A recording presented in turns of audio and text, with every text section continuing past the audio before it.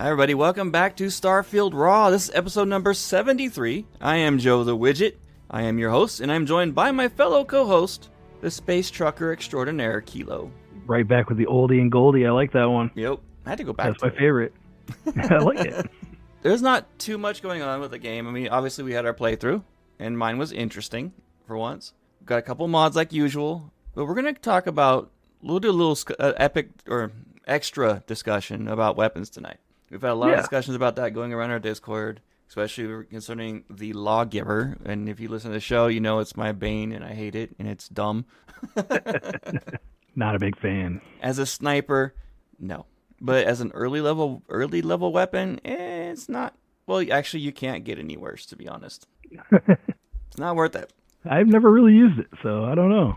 Yeah, I tried doing it. It's like when I first started sniping in the beginning, when I first started playing the game, that was one of the first weapons I had. I thought, oh, good, I got a sniper rifle. And I realized that my pistol was doing more damage than it was. Oof. So I That's stopped using it. Yeah, now, that makes sense. A lot of the numbers that we're going to talk about are all base damage. This is without any of your skills or perks active. This is just the raw base damage of what these guns can do. So are we talking like regular, singly named white? Yes, exactly. So it's not like an advanced or refined, it's the base. It's the base gun, and it's like core principle base. So the numbers they put into the game as like the raw data for the weapons. Mind you, your skills like ballistics will modify that. Your skills in EM weapons, all that kind of stuff will change these numbers. But the base numbers are what they are. And I was thinking earlier, why don't we have an opposite of Space Adept? Why can't we have like a ground dweller? A ground dweller? I mean, Space Adept gives you plus 30% damage while in space and negative 15 while on the planet. I would love there should be one that's reversed. Yeah. I'm fine with it being weak in space. That's cool with me. I spend maybe 5% of my game time in space. Right. That's fair. That's a good question. The modifiers are all pretty much the same, but I noticed that like you have the modifier for beasties, aliens, robots, and humanoids, right? Right. Humans is only a plus 10% damage. But yet, aliens is plus 30%, and robots is plus 20%. Yeah, why the misbalance there?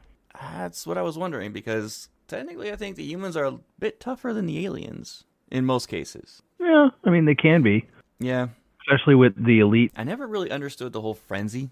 Never really saw that activated, so it was kind of a wasted one for me. I never really got use out of it. I don't think I've ever seen the effects of that myself either. But then there's like, I'd say maybe 5 or 10 of these that are amazing depending on what weapon you have. Okay. Obviously, if you're a melee-based character, bashings you're going to be your go-to. But for someone like me who's a sniper, that's as worthless as Space Adept, if not more so. I'm not going to run up to him and bash him with my sniper rifle. Right. Berserker is one of the ones that is pretty useful. It does more damage the less armor anyone has. Okay, yeah, that tracks. I mean, that's a good humanoid one. Now, demoralizing is one of those ones like Frenzy that, why? Really, it's just annoying. Yeah. That's where they run away, right? Yeah. Yeah. What are you going to put the fear of their mother dying into them or something and they're running away crying? I don't know. I mean, I don't know. It drives me crazy whenever the enemies run away. I had an instance of that this week, actually. It was a critter. And the critter ran. I was trying to take the critter out. The critter ran away. I had to chase it. Now, I'm thinking Frenzy's the opposite of demoralizing, where they actually want to come at you more. Suppose so. That's what it's supposed to do. Unless the only other, I don't know. I don't, honestly, full disclosure, I don't pay a whole lot of attention to those additional traits on a weapon, unless it's something like, okay, I definitely don't want that. But I don't know. Frenzy sounds like something that would cause them to just shoot anybody nearby them. That's what I thought too originally. Yeah. I mean, depending on the weapon combination, you can turn a normal weapon into an absolute amazing beast of a weapon based on the 3 that you get on a legendary, or it can be a completely worthless piece of junk that's worse than a white. Right. Depending on what combination you get. I mean, you got your dots. I had one gun that was, I think it was one of those rapid shot ones. A Grendel, legendary Grendel. Grendel. Had bleed effect, elemental, and incendiary. So it has the triple effect of the damage over time effects. And every bullet has a chance of getting one of those. So when you have a rapid fire gun, it just eats their life away completely. Empty in like half a clip, and they're just dead on their own. I mean, that's kind of nice on a weapon like that, though, because they're a little less accurate, so you want to maximize each shot that actually strikes the enemy. I kind of like that idea. The point I'm getting to is that a lot of these are based off of the weapon type that are useful or not useful. Like, I wouldn't want a bleed effect or an elemental effect on my hard target, for instance. Okay. Because most times I'm going to kill him in one hit, so that's just a useless quality. It's pointless. Yeah. Right. But if you have something that fires a whole lot of rounds at once, yeah, you're going to get a lot higher chance of that effect taking effect and just eating them away. Med paying off, yeah. Yeah. And you got a couple that are just kind of, what? Med theft, for instance. Humanoids drop extra med packs on death. That's random. Yeah.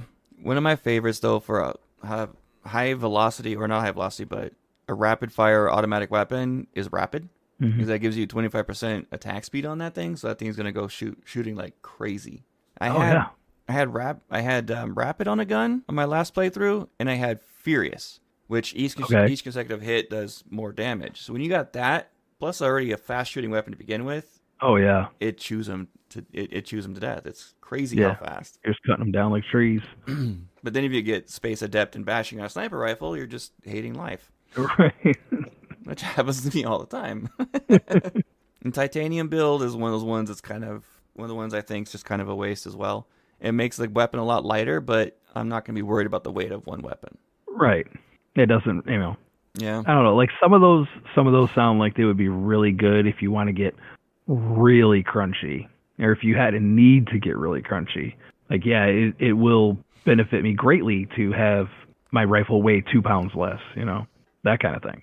My ideal sniper rifle loadout, though, is always going to be Hitman, which is 15% damage while aiming. What's the other one? Shattering, breakthrough even to strongest armor. And there's the one that does double the base damage. Instigating? Yeah, instigating. Thank you. Oh, okay. You put those three on a sniper rifle, and you're going to one-shot elites on extreme. That's awesome. Anyway, let's go into the actual damages of these guys. Yeah, sure. I'm getting all my sources from a very valid source, the Starfield Wiki. They have an entire weapon list that you can sort and everything like that with their base damage. This is all the white numbers that's programmed in the game. Cool. For instance, your weakest gun in the game, your handgun, is the Kraken. It has the highest magazine count, but it only has a base damage of 7.5 damage per second.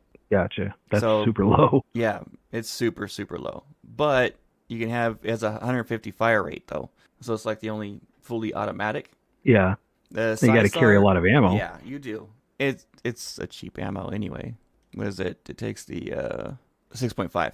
Oh, okay. Yeah.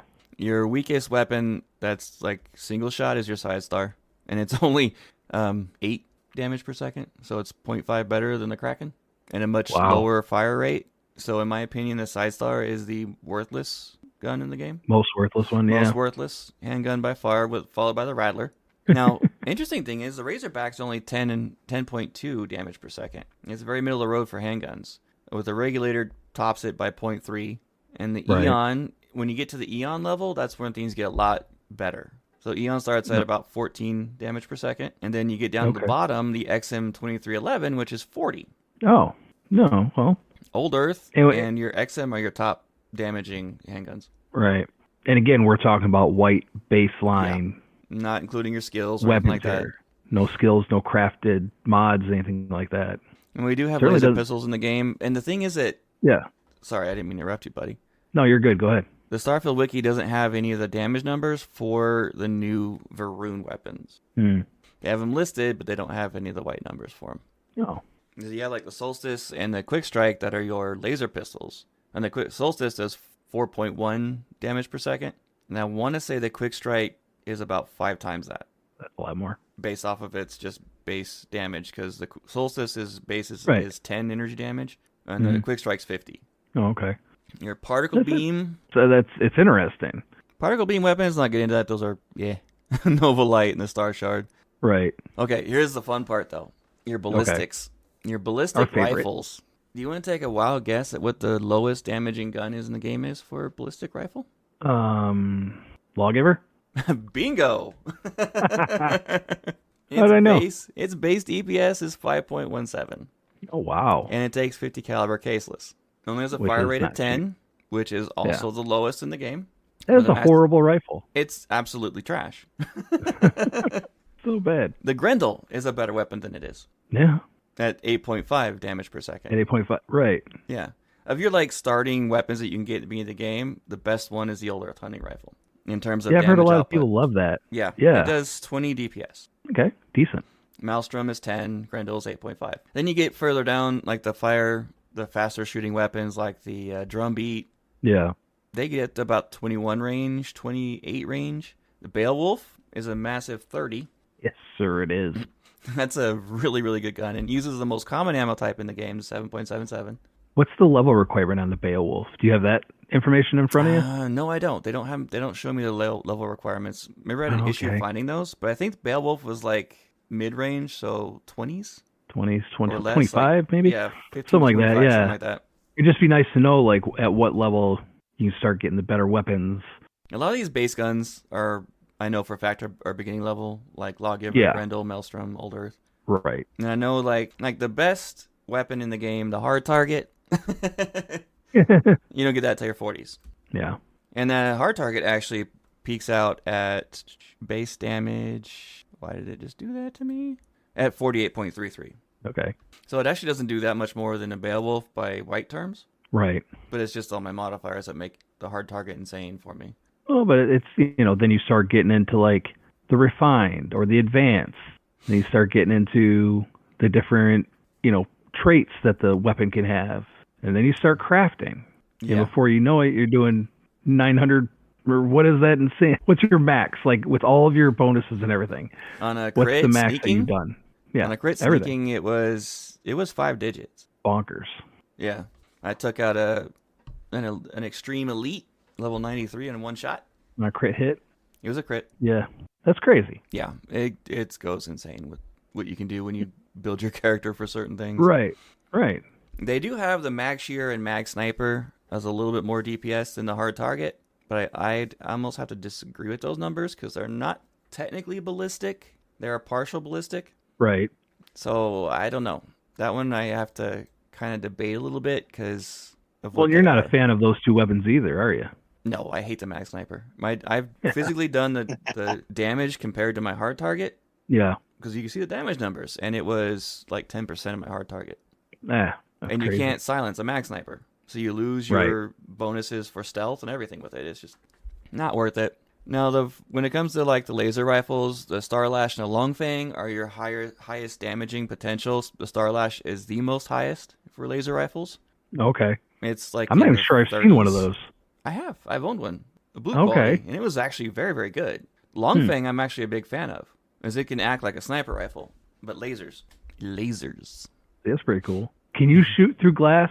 Yeah. I heard that was a thing with a laser weapon that you could shoot through glass. Yeah, it just distorts it. Just kidding. I don't.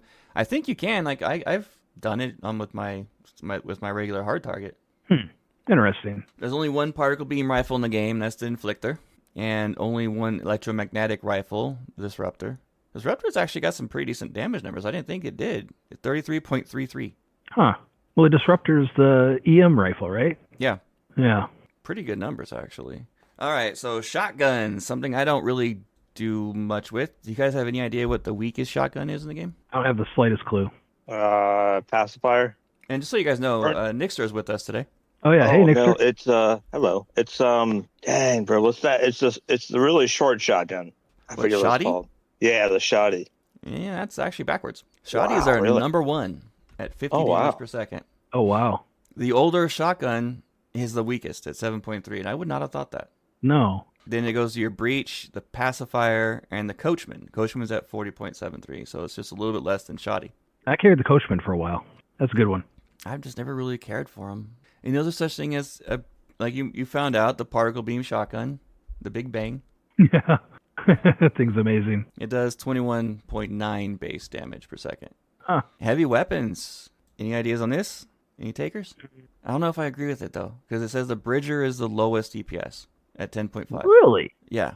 And the Negotiator is 28, which, well, okay, it makes sense because the Negotiator can actually carry more and fires it faster than the Bridger.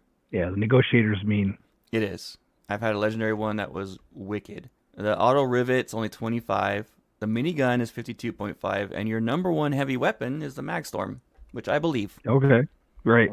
Yeah, for sure. I've had a legendary Magstorm that just melted everything it touched. Yeah. Heck yeah. I used it to actually beat Shatter Space with take out what's his face. Fight at the end. Anasco?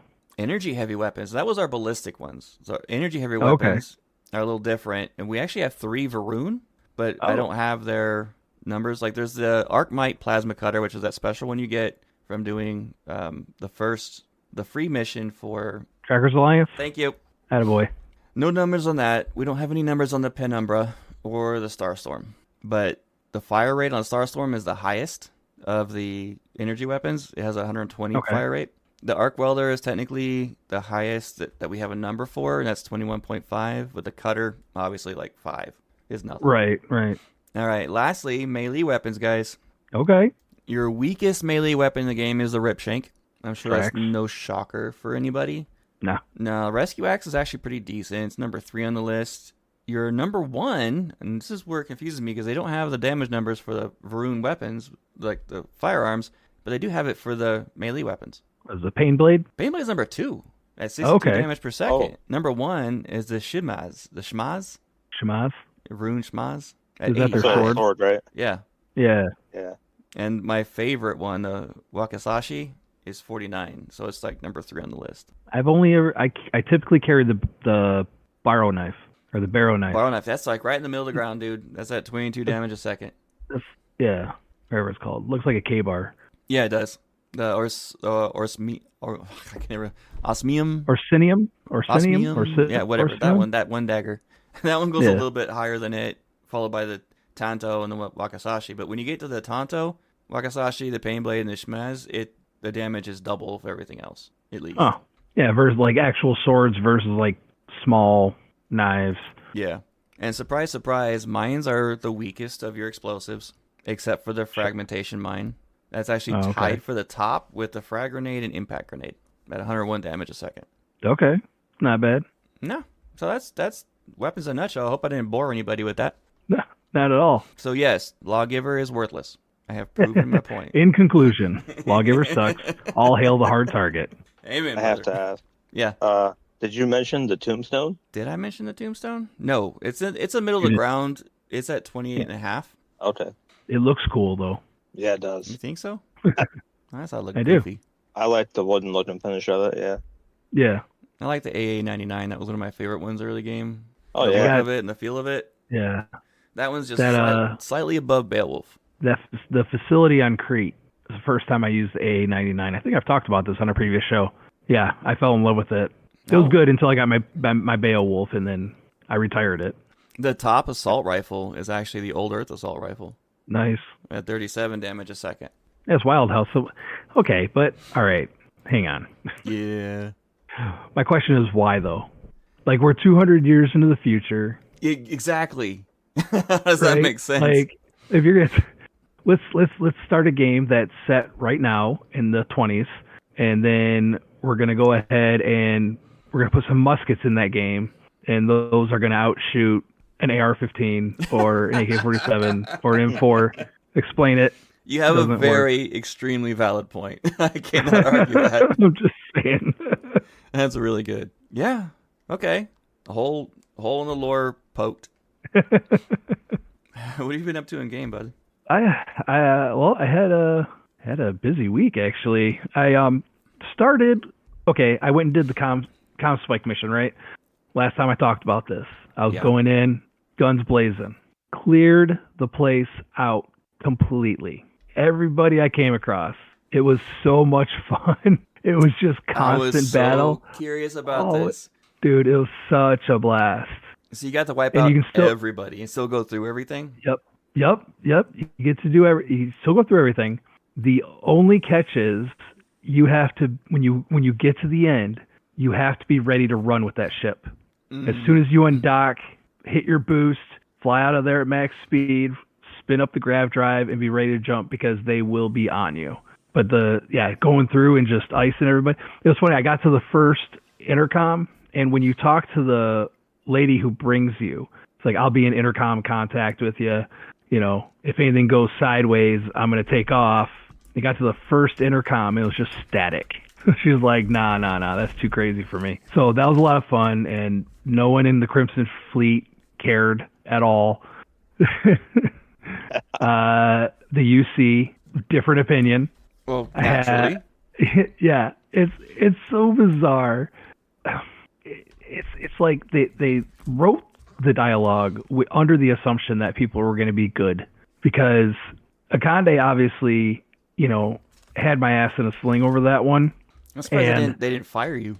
No, not that time. He chewed me out, and Lieutenant Toft had her little quips to throw in there, and they're like, "All right, well, good job. Now that that's done over," I'm like, "What?" So, all right. So then we get to the Genodyne mission, and I approached it the same way, and it was so liberating. That mission can be so frustrating. I did not let it be frustrating.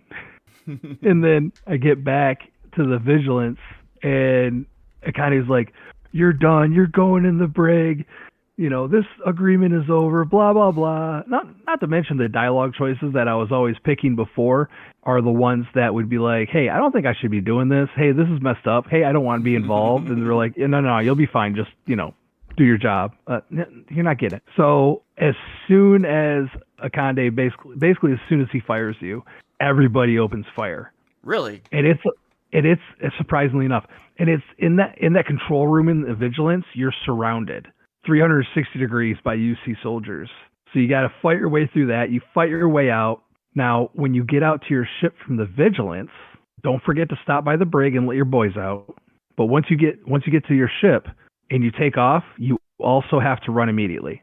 I tried to stand and fight. I tried to start, there had to be 36 UC ships around the Vigilance. All the red triangles all around my radar. As soon as I was out there, you just have to run, just max speed, get the heck out of there. So that was less fun. But I made an interesting find, actually. I don't know if we've brought this up before.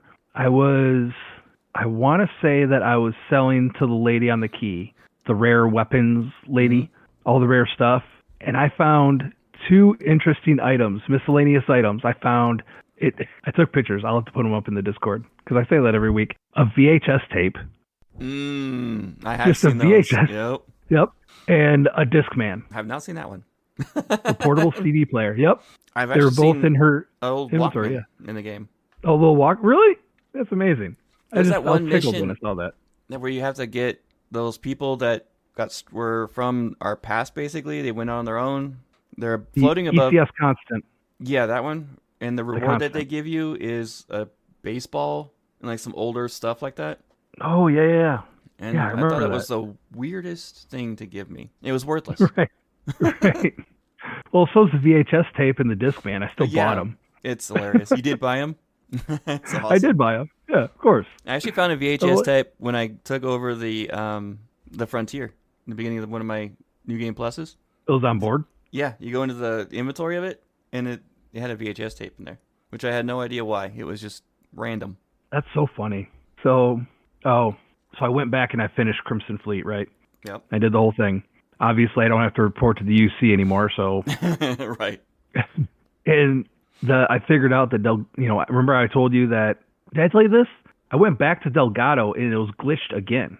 No, again? You said that... I think you mentioned that last week. Is it still acting up, huh? It was still acting up, so I go back into Creations...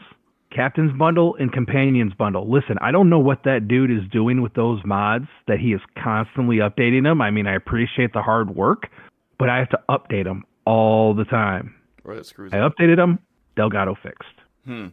He's messing with things he shouldn't be messing with what he's doing. Yeah, sounds like that might be the case. But I looked into that earlier, that update thing. Like, a lot of my mods have to be updated all the time, and apparently it's a bug. Oh, really? Yeah, it seems to be a bug with the UI, the Creations UI. Huh, that's strange. We'll have to verify that. Yeah, because I did update it, and it did fix Delgado. But I said that last time, too, right? And they had the repeat issue, so... Yeah, we might have to look into that one. And I went to Neon and kicked around. I started looking for all the bad guy stuff I could do. There's plenty of that in Neon. Oh, yeah. So I went down there. I did the Warehouse 4. It was the first time that I didn't talk my way through it. You just that one store owner just went in. Just went in there, just pop. You iced them. I iced them. Widget. Yeah. Widget. My brother. What's up? I went back and did Escape. Oh, you did? Did you finish? You got the right ending? It took me forever to figure it out that I had to bust open the prize at the end. Yeah, that's what got me. When I was trying, like, I knew I was forgetting something last time I did it, a couple episodes back. I was like, I'm forgetting something key. I know it. And it struck me, key. I went back in there and shot the prize. Dude, and here's the thing. This is the first time that I've played through it while I was, like, straight Crimson Fleet. Okay. And I had to go, I went back and reload saves at least like 4 times, trying to figure it out, right? And every time I got to the very end, Ava always pulled the gun on me. She does, because you're Crimson Fleet. Instead of Red, because I'm Crimson Fleet. And every time She'll do that when you have the wanted trait as well. Oh, okay. Yeah, every time I had to pop her. So, yeah, I figured out the card key. I did end up looking up the cutter because I could not find a cutter anywhere. There's 3 of them, I think. I had to look that up. The only one that I went with the first result I found. Okay. He's like, oh yeah, in the garbage room with the magnets. I never found that one, by the way. I always unlocked the one that was in that puzzle room where you had to solve the like different math equations and stuff like that. Yeah. There's a one locked up above. No kidding. DigiKey with it, yeah. Okay. So a couple of the things that I'm curious about is I never got into the planet room. There's a room in there. It's off that puzzle room, I think. But you go down a hallway and you look through the window of the door and there's a planet, like a planetarium. Really? Like a bigger version of the little thing you find on the desk in the first room. I've been there. That's in the trash room, off the trash room. Okay. Yeah. Okay. But I could not get in there. I never figured that out. Which I'm curious about that one. But you want to know? Yeah, no. Okay. No. Okay. I'll keep it to myself. I think it's definitely because there's a limited amount of digipicks that you can find. So it definitely encourages like multiple playthroughs to be like, okay, I'm going to save my digipick till I get to this point. Which I may or may. Bethesda needs to do more like Escape so badly. It was so good because wow, you weren't kidding. There's so much more. Mm-hmm. So much more. A whole lot more. I got down there and you find Clara down there. Spoiler alerts for Escape. And I just start going through doors. And now when you got to the lady at the end, because I did that, I did it a couple times. I resaved a couple because I just want to see what the difference was. She never shows up physically. No, she doesn't. She's too scared. Okay. Well, she should be, considering I just spent the last 20 minutes icing all of her employees. Like it was so cool. I really enjoyed it. It's worth going through the effort to figure out. And if you're listening to this, we did just give you a big hint. Yeah. To figure it out. It's really cool. And I think we can definitely talk about what happens after you figure out the main part of it because it's been out long enough. It's really we're past the spoiler embargo. Right. Well, the audio logs at the end I thought were really interesting touch because you hear the actual interviews. Mm-hmm. And they, especially Ava's, it does not exactly match up to what she tells you, and it does not exactly match up to her file either, which I thought was super interesting. And you really look at the other, because when you see the end of the real ending is like almost the same size as the whole rest of the mission. So it's like you're missing half of it when you just do the normal route. But you got all these little separate rooms you can go into, which is like the background of this whole process. Right. Like the Xeno room and things like that it gives you a lot more details in the fact that there's something way more going on than even they let on. Oh yeah, absolutely. I was meticulous in every single room I went into. It's super cool. I'm not going to get into it here, but it was really, really interesting. And honestly, I would be really thrilled if this were part 1 of perhaps a series of mods along the same vein. So the one thing I haven't been able to figure out, because I got almost all of my crew. I have 9 in this universe. I cannot find Eric, even though I completed that mission where you have to go find the stolen ship. And when I go back to the bar in Sidonia, he's not there. And I've been waiting or sleeping or doing other things for days in game. I go back to, I think it's Neptune. One of the moons is Neptune, Europa. Europa's great. And yeah, and the ship's gone. So I don't know if he's going to spawn or if he just dropped off the face of the planet. I'm not sure. Obviously, it's a glitch, but he's the last crew member I can't find. Okay. So, yeah, I can't figure that out. I have been running into a lot more SysDef ships after completing the Crimson Fleet questline. Like every other or every 3 jumps is a big battle with SysDef ships, which is fun. I did add a Matilla Haas weapon. It's supposed to be a B-class weapon, and it shoots straight unless it's locked. It looks like a ship cannon, like off of a battleship or something. It's this huge, massive thing, and you have to wait till it's locked. But I was just one Great. shotting / one shotting / one hitting. I was trying to combine both. That was completely unintentional.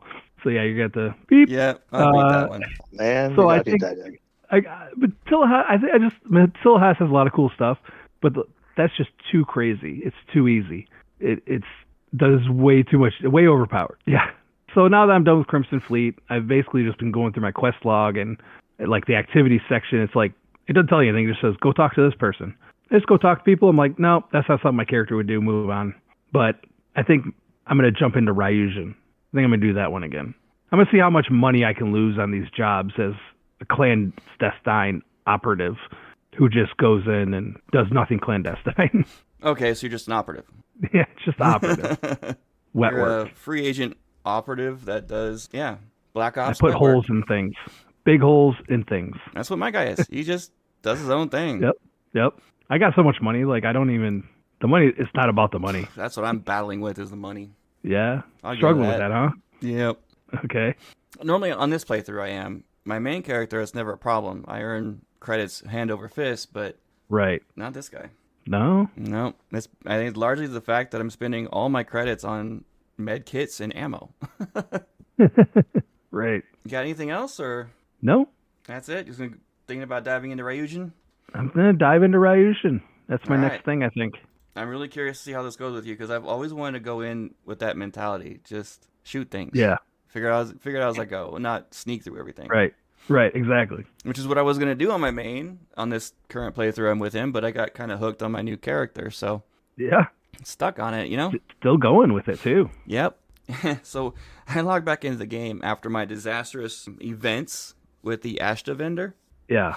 Yeah, and I was on the phone with my girlfriend, and she was laughing at it, because I was constantly going, loading, reloading, nope, reloading, nope, reloading.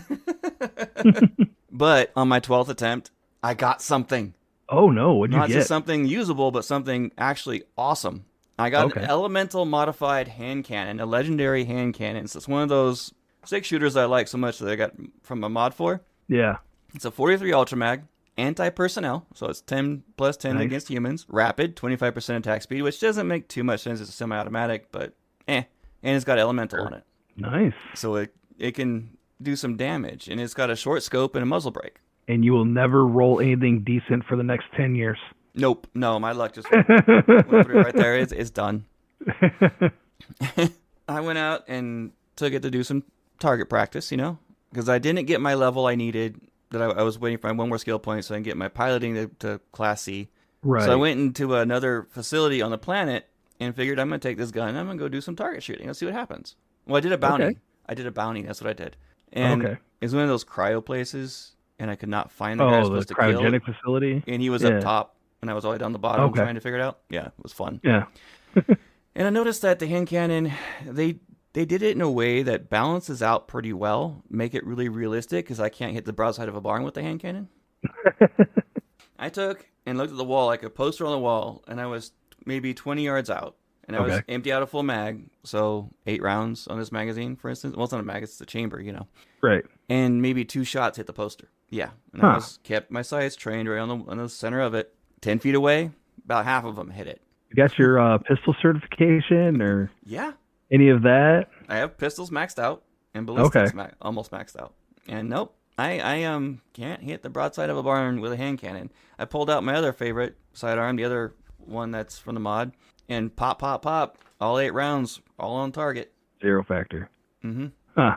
I think they did that on purpose because it does make it more realistic. It's just it made me realize that having a scope on my hand cannon was completely worthless. Clearly. Because I can see them, sure, but I'm not going to hit them. Right. And one thing though is I was trying to shoot low on a guy once, and I hit him in the head, killed him. I think I was aiming for the groin region. Yeah, they're not accurate. No, they're powerful, but they're not accurate. Right. That reminded me too much of real life.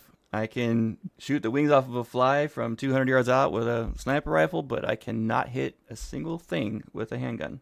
It was too close to home. Right. So I didn't level again doing the bounty. I was pretty close. Right. So I went and did another facility, one of those flight facilities on the planet. Took everybody out and got to kill the last guy, and bingo, I leveled up. Oh, okay. Yeah. So I went and started the UC quest line because I want to dive in. I want to get that simulator going. But before I did that, though, I have Sam with me, and I've never had him as a companion before, so I was really, really, really curious about how his reaction is going to be when you're going through the I have it written down too. Why can't the UC orientation hall? Oh, you've never taken him through there before? No, I never had him as a companion. Isn't that something? Yeah, it was. The first thing he says is, "What a load of UC propaganda." Right, first thing. Yep. He says one thing he says was accurate, and it was one of the last things. The armistice. He goes, yeah, okay, that's the only thing they've said that's accurate and good. And basically, by the end of it, he was just saying that he was just completely pissed off because it spun so badly that it's basically all lies, and makes you wonder, what is the truth on all that, on that story? Because, I don't know. I mean, really, all humans are unreliable narrators. The UC obviously is going to make themselves look like they're the good guys, while the Freestar is obviously going to make themselves look like the good guys. You're never really going to get 100% truth. That's going to fall somewhere in the middle. Yeah. That's just human nature.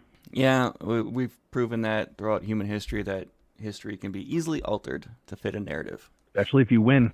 Yep. And there's something I noticed. I don't know if you've ever noticed this, but there's a kid standing by the Terramorph statue in the UC orientation with her dad or grandpa. I don't know which. Looks like it might be grandpa. And you walk over there, and she's like, oh, I do 3 reports on Terramorphs already, and they're so awesome. And then the dad or grandpa's like, yeah, I take her here every day to stare at the statue. And I found that a little bit weird. A little bit. The weirdest part is that it's actually Korra standing there. Oh? Yeah, it's the exact same model. Everything's the exact same. I never noticed that until I did it. Oh, there's a mod to make, what's her name? Mora? Mm-hmm. Not Mora. The one you find during Sarah's quest, the little girl that's been living on her own for like years. There's actually a mod to make her look different so she does not look like Korra. So there's a mod for that. Yeah. There's a mod for everything now that we're getting heavy into the whole mod phase. We're not transitioning into your segment yet, even though that would have been great. That would have been good, yeah. Yeah.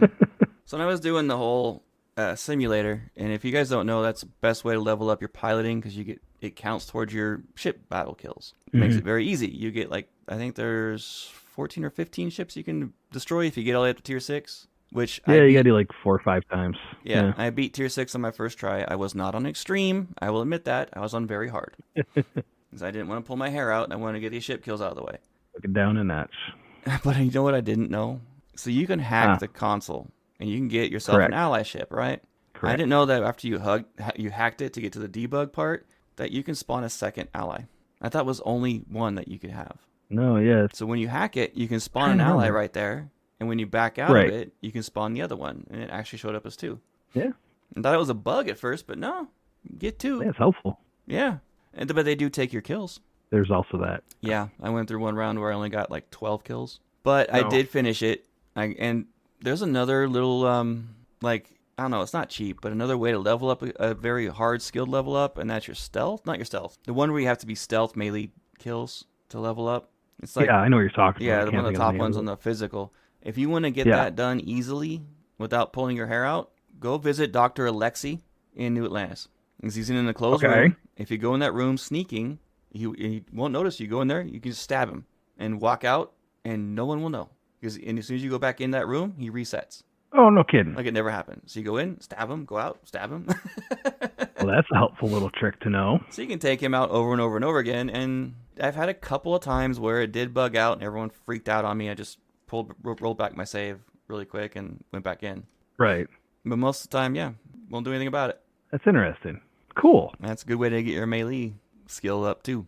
Okay, so the last thing is I did get my Class C finally, and I did not need 3 skills. I only needed 2 because I looked at it wrong. So I Oh, did all that okay. leveling for no reason. But, hacking into the system all the time, it got me very, very close to getting my last lockpick or digipick or security. Security. Yeah.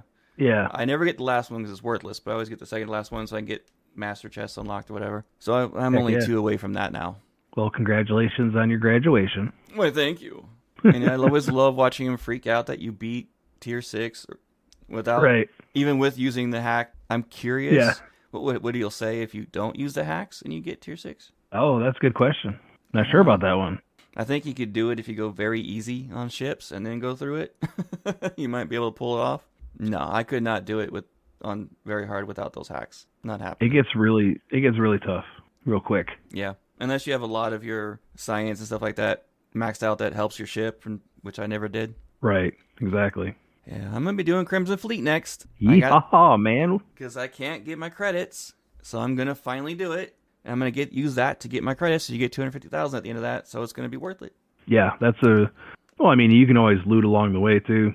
Oh yeah, I You think make some I've credits along the way. got like 350,000 from doing that whole quest line before.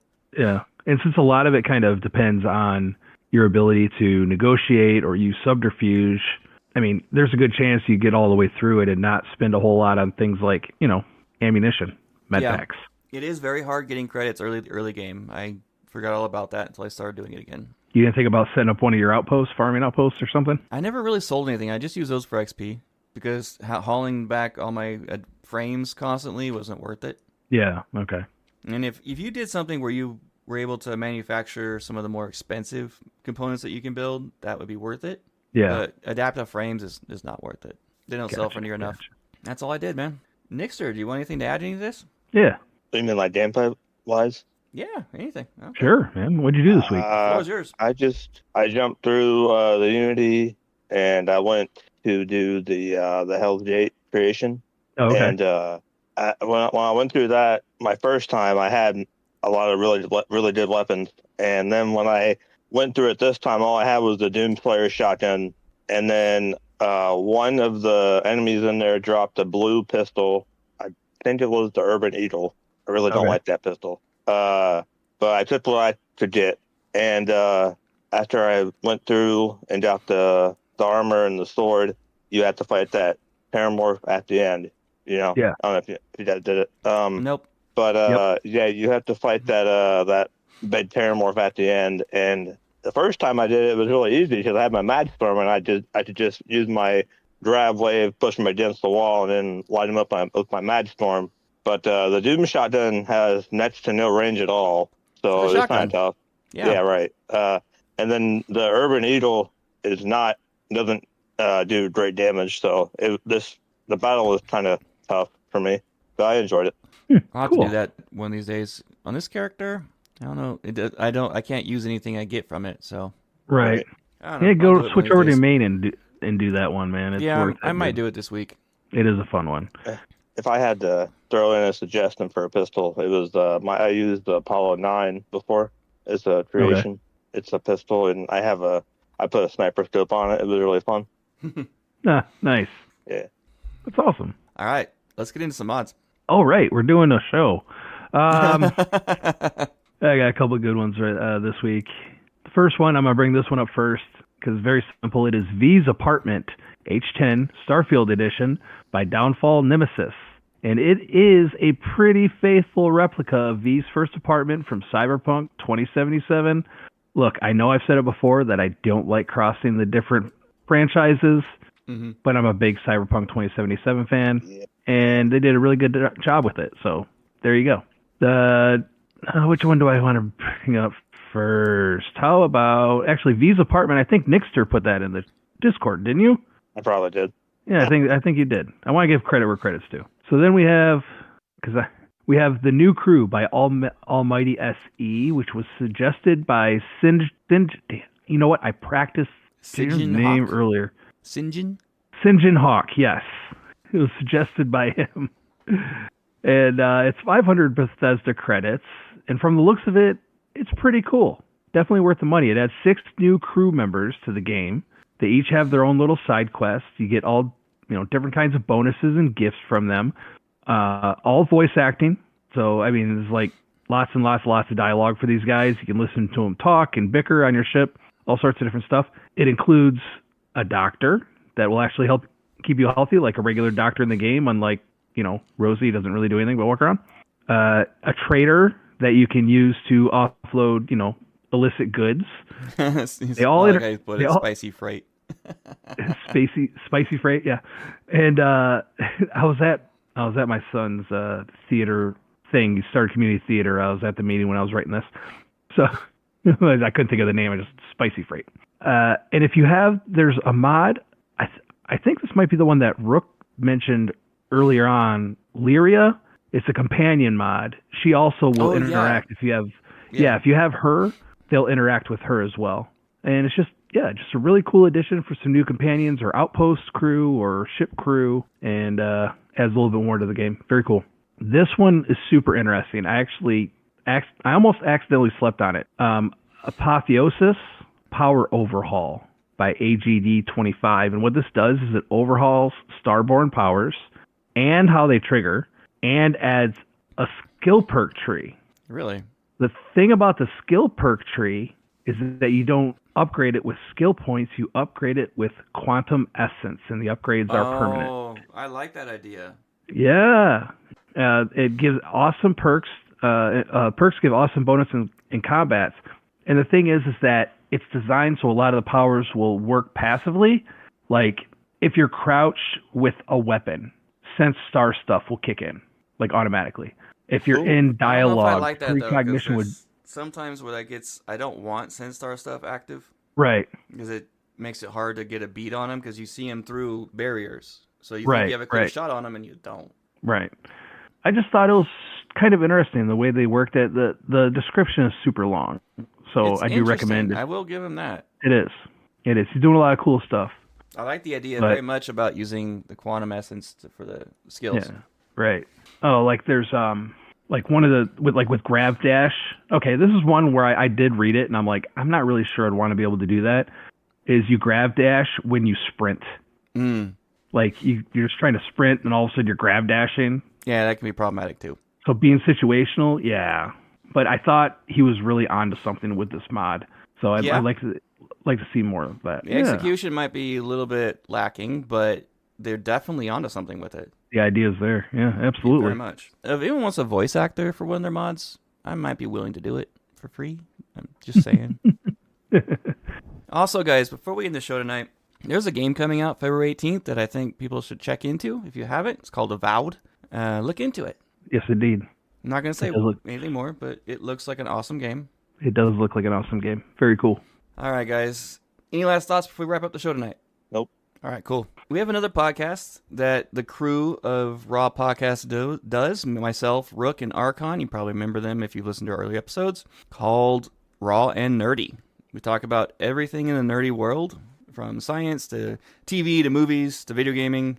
And we've been doing a series the last 4 or 5 weeks called The Ages of Gaming. So we're going through from the beginning of Atari 2600 and talking about a new system as we go through the ages on each episode. And we're going to be doing PlayStation on this week's coming episode. Awesome. Raw and Nerdy. All right. So if you want to email us about advertising or anything business, you want to come on the show and talk about what you're doing like a mod, email us, starfieldraw@gmail.com. You can also, though, go in our Discord, which is the place to be, and talk to every like-minded individual, or not like-minded, but, same interests, like Starfield and nerdy stuff. Discord.gg/Raw Podcasts. R.A.W. PODCASTS. You can also message us, the hosts, on Discord as well, and we do reply to those. Yep, we do indeed. Our Facebook is Raw Podcasts. Our Twitter is @StarfieldRaw. Our Instagram is @RawPodcasts1. You can follow us individually as well. I am @TheWidget, TheWigit, on everything. And I am Kilo Tango 1122 everywhere. Anything you want to give out, Nixter? I have a YouTube channel called NitchyZ, and my Twitter is @Nitchster_3000. Cool. Awesome. Thank you so much for joining us tonight. And thank you, everybody, for listening, and have a fantastic week out in the stars. It's a very sobering feeling to be up in space and realized that one's safety factor was determined by the lowest bidder on a government contract, Alan Shepard.